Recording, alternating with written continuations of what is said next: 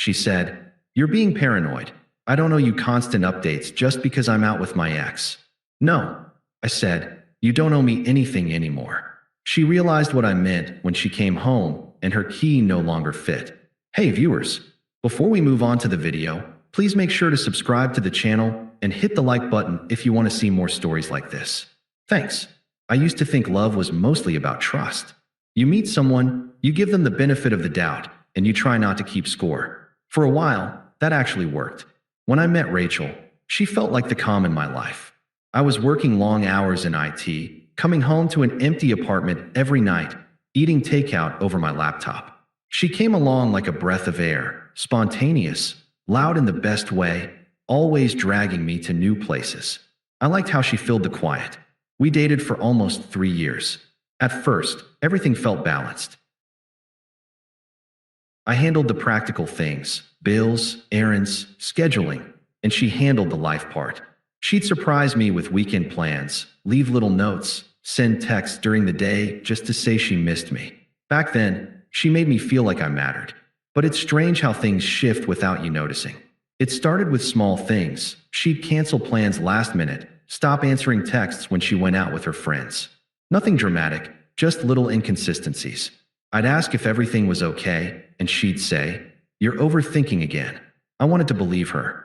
I really did. By the end of the second year, I started hearing more about her catching up with people from the past. Mostly coworkers or old classmates. But one name kept showing up: Evan, her ex from before we met. She always brought him up casually, like it was no big deal. "Evan said this funny thing," or "Evan's going to that same concert next weekend." At first, I brushed it off. Everyone has an ex. It didn't mean anything, but the tone changed over time. She started defending him before I even said a word. One night, we were sitting on the couch, half watching a movie, when her phone lit up with his name. She glanced at it, then flipped the screen down. I didn't say anything immediately. I waited until later. "Do you still talk to Evan?" I asked. She gave a quick laugh, not even looking up from her phone. "Wow, straight to the jealousy angle, huh?" "That's not what I said." She sighed, dramatically, like she was exhausted by me. "He texted me about a song we both like. It's not some secret affair, Alex. You need to relax." I nodded, even though something twisted in my stomach. "I'm not trying to accuse you. It just feels like there's stuff I don't know lately." She turned to me then, eyes sharp. "You know what your problem is? You need constant reassurance. I can't be glued to my phone every time you get insecure." It wasn't yelling. It wasn't even cruel on the surface. But it was dismissive, and somehow that hurt more. Like she'd rewritten the story, so she was the victim, and I was the overreacting boyfriend. From then on, everything became a minefield. If I asked where she was going, I was checking up. If I didn't ask, I was acting cold. There was no right answer. A few weeks later, she told me she was going out with some coworkers after work. Around midnight, I texted to ask if she was heading home soon. No reply. I called once. It went to voicemail. She came home at 2 a.m., smelling like a bar and irritation. "You didn't have to wait up," she said, dropping her purse. "I wasn't waiting," I replied. "Just wanted to make sure you got home safe." She gave me that tired smile that doesn't reach the eyes. "You really have to stop worrying about me every second. It's not healthy." She kissed my cheek, went straight to the shower, and that was it. No apology, no explanation. The next morning, I tried again, not to fight, but to understand. "You said you were going out with coworkers, right? Was Evan there?" She froze for half a second, just long enough to answer my question. Then she laughed it off. "Seriously, Alex? You're still on that? He was there, yeah? So were 10 other people. You make it sound like I'm sneaking around." "I didn't say that." "You didn't have to," she said, turning away. "It's written all over your face." That was when I realized something had changed, not just in her behavior, but in the way she looked at me. It wasn't love anymore. It was tolerance, like she was enduring me. And the more I tried to keep things steady, the more distant she became. By the time the third year rolled around, I'd stopped bringing it up. I just watched the patterns, the half-truths, the evasive answers, the way her phone never left her hand. There's a specific kind of silence you start living in when you know something's wrong, but you can't prove it yet. That's where I was, calm on the outside, waiting for the inevitable. A few weeks later, she mentioned a friend's birthday dinner. Just a small group thing.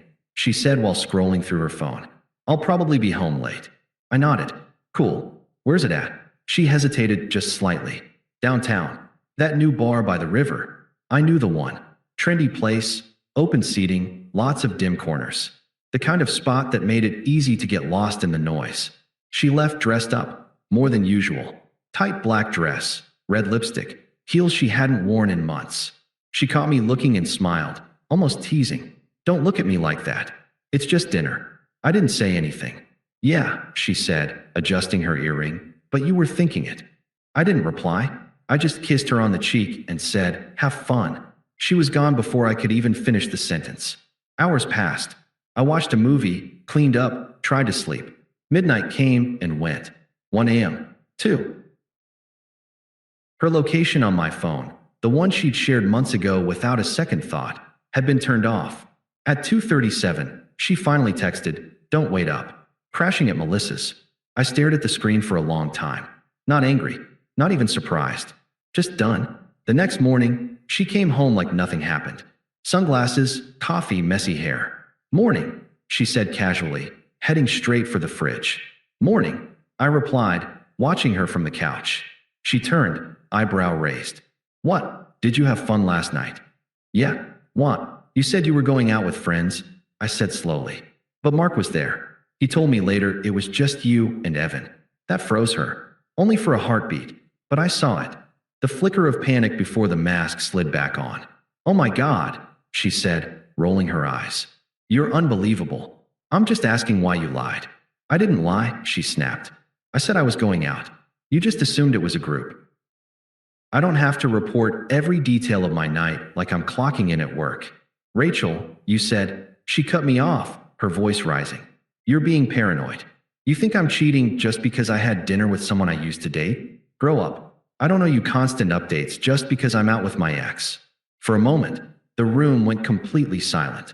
I looked at her, really looked, the defensiveness, the smirk, the disbelief that she could be questioned. And something in me just stopped. I stood up calm. No, I said, you don't owe me anything anymore. Her expression flickered, confusion first, then realization. What are you talking about? I'm talking about being done with this. Wait, seriously? You're ending things over dinner. She laughed, this sharp, mocking laugh that used to sting but now just sounded empty. You're being ridiculous. Maybe, I said, but I'd rather be ridiculous alone than disrespected together. I took my jacket, my wallet, and my phone. She stood frozen in the kitchen as I opened the door. Alex, don't walk out. We're just talking. I looked back once. No, you're talking. I'm finally listening. Then I left. I didn't go far that night, just to my brother's place. Slept on the couch, phone face down. I woke up to a dozen messages. None of them apologies, just demands. We need to talk. You're being dramatic. If you think I did something wrong, that's your insecurity, not mine. By the time I drove back the next morning, I'd already made my decision. I changed the locks, took her things that weren't personal, clothes, makeup, a few books, and left them neatly in a box by the door. Then I turned my phone off. When she got home that evening, I was gone. Later, I'd find out from a friend that she stood outside for nearly an hour, trying her key over and over before realizing it wasn't going to work. He said she looked more confused than angry. Like she couldn't process that someone she'd underestimated might actually walk away first. That was the last time I saw her face, at least for a while. The first night after I changed the locks was the quietest I'd had in months. No buzzing phone, no tension in my chest waiting for her to come home. No half-sincere apologies or tired arguments. Just quiet. I thought it would feel lonely. It didn't. It felt like oxygen. For the first few days, she must have thought it was temporary. I didn't block her number. I just didn't answer. The text started soft.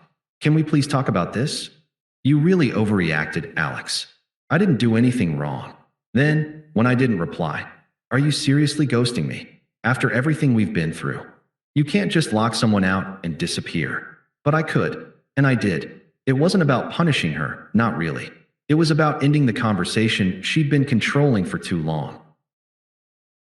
Every argument, every deflection, every time she made me doubt what I saw. The silence wasn't revenge. It was peace. By day 4, she showed up at my work. She must have waited outside because I saw her through the glass door, messy bun, dark circles under her eyes, holding her phone like a lifeline. When she spotted me, she gave a small wave, half smile, like we'd just bumped into each other. "Alex," she said as I stepped outside, "can we please talk?" "There's nothing to talk about." She frowned. "You're not even going to hear me out." "I already did. You made it clear I was paranoid, controlling, insecure, all because I asked for honesty." Her face hardened. "You're twisting everything. You're acting like I cheated." "I don't care what label you use," I said quietly. "Disrespect is enough." She crossed her arms, defensive. "You're being dramatic." "Then stop performing," I said, and went back inside. She called after me, but I didn't turn around. That was the first time she saw I wasn't bluffing. After that, the messages shifted tone, desperation creeping in. "I miss you. Please, Alex, can we talk? I can't sleep. I just want to explain." Then, when I didn't respond, "You're really heartless, you know that? You think ignoring me makes you better? It just proves I was right about you." Every few hours, my phone would light up with another attempt. Different numbers, even her friends' phones. One of them, Lena, who'd always defended her, sent me a long message. "She's a mess, Alex. Just talk to her once. She's been crying nonstop." I read it, then deleted it. If she was crying now, it wasn't because she lost me. It was because she lost control. A week later, I moved the rest of my things into a small apartment across town. No shared photos, no reminders. I started going to the gym after work, picking up old hobbies, sleeping better. The tension I used to live with, the constant second-guessing, was gone. And somewhere in that silence, I realized how much noise she'd brought into my life. How much of myself I'd spent trying to earn basic respect. Every time she reached out, and she did, over and over, it only made it clearer that leaving was the right decision. The final text she sent that month said, "I can't believe you'd throw everything away over one mistake." I stared at it for a while, then typed back one line before deleting it. "So can I." I didn't send it. I didn't need to. Because for the first time in 3 years, I didn't want her to understand. A month later, she finally stopped texting. Not because she'd moved on, but because I think she realized I had. I didn't check her socials, but people talk. We had mutual friends. Word got around. Apparently, her ex, the one she'd sworn was just a friend, hadn't exactly been waiting for her. They went out once or twice. Then he ghosted her. One of her coworkers mentioned she'd been crying in the break room. Another said she'd moved back in with her mom for a bit to reset. I didn't take any joy in hearing it. It just confirmed what I already knew. She'd built her life on pretending she was always one step ahead, and now she was standing alone. Sometimes I catch myself remembering little things. The way she used to mock me for being predictable, for coming home at the same time every night, for not knowing how to live. She'd roll her eyes when I made coffee early on weekends, or when I wanted to stay in instead of going out with her loud, flirtatious circle of friends. "God, Alex," she once said, "you act like you're 40. We're supposed to be having fun." At the time, I thought she just meant I was too reserved. Now I realize she meant I wasn't reckless enough for her, not chaotic enough to keep her entertained. Meanwhile, my life started to look normal again, peaceful, predictable in the best way. I'd wake up, make coffee, and feel good about the quiet. I'd go to work, come home to a place that was mine alone, and not worry about who she was texting when she needed space. But the universe has a way of circling things back. It was late on a Thursday when she finally tried again, not through text, but in person. I came home to find her sitting on the steps outside my new building, wrapped in a jacket that looked too thin for the cold. Her eyes were red, makeup smudged, hair pulled into a messy ponytail. "Alex," she said softly when I got close. I didn't answer right away. I just looked at her, really looked, and realized I didn't recognize the person sitting there. "I just wanted to talk," she said, voice trembling. "Please. I told you before, there's nothing left to say." She bit her lip. "You can't still be mad. I didn't cheat, okay? I swear I didn't." I sighed. "You keep saying that like it's the only line that matters." Her eyes flicked up. "Then what do you want from me?" "Nothing," I said. "That's the point." For a second, she looked like she was going to yell, to argue like before. But instead, she just broke, her voice cracking as she whispered, "You can't just stop loving someone." I didn't answer that either. I just unlocked the door and walked inside.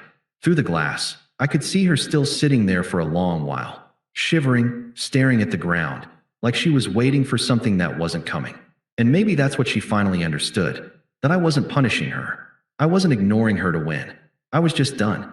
Because when someone makes you feel crazy for asking for respect, there's nothing left to salvage. Not love, not trust, not even closure. About 6 months passed before I heard her name again.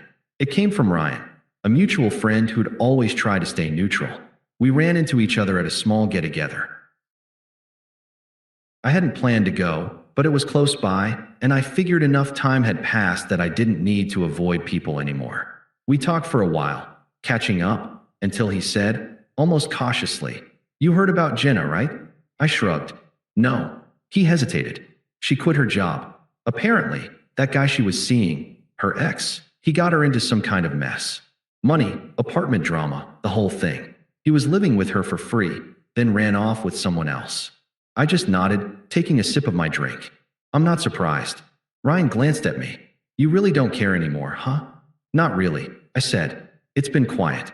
I like it that way." He smiled a little. "She asked about you once, you know. Wanted to know if you were seeing anyone." "What did you tell her?" "The truth," he said. "That you seemed fine. That was the end of it. I didn't go looking for her page or message her, even out of curiosity." The old me would have wanted to know every detail, who she was with, what she was doing, if she ever regretted it. The new me didn't need any of that. But life has a strange sense of timing. 3 months later, I saw her again. Not planned, just coincidence. I was at a coffee shop near the office, waiting for a client, when I heard someone say my name. I turned, and there she was, standing in line, holding a worn purse, eyes wide like she'd seen a ghost. "Alex." Her voice was shaky. She forced a smile, trying to look casual, but there was this flicker of panic behind her eyes. "Hey," I said simply. "Wow, you look different," she said. "Good different." I nodded. "Thanks. How've you been?" She hesitated. "Up and down, I guess. Things haven't really worked out lately. I've been meaning to reach out, but..." She trailed off, looking at the floor. "I didn't know if you'd even respond." "I probably wouldn't have," I said. That made her laugh awkwardly. "Yeah, I figured." She looked around, then back at me. "Do you have a few minutes? I was actually going to ask if maybe we could talk sometime. You know, just clear the air." I checked my watch. "I don't think that's necessary." Her smile faltered. "I wasn't trying to, I know," I interrupted gently. "But whatever you're looking for, it's not with me anymore." She blinked, like she wasn't sure what to say. Then she whispered, "You really mean that, don't you?" "I do." Something broke in her posture. That old, confident air was gone. She just stood there, nodding slowly, trying to keep her composure. "Okay," she said quietly. "I get it." I gave her a small, polite nod and turned to leave. Before I walked out, she said softly, almost to herself, "You really moved on." I didn't turn around. "Yeah," I said. "You taught me how to." And that was it. No grand speech, no dramatic goodbye. Just a quiet end to a story that had already finished a long time ago. I walked out into the afternoon sun feeling light. Not vindicated, not triumphant, just free. The kind of peace that doesn't come from payback. It comes from finally knowing you don't owe someone your pain anymore. Thanks for watching. Make sure to subscribe to the channel and hit the like button. What do you think about this story? Share it in the comments.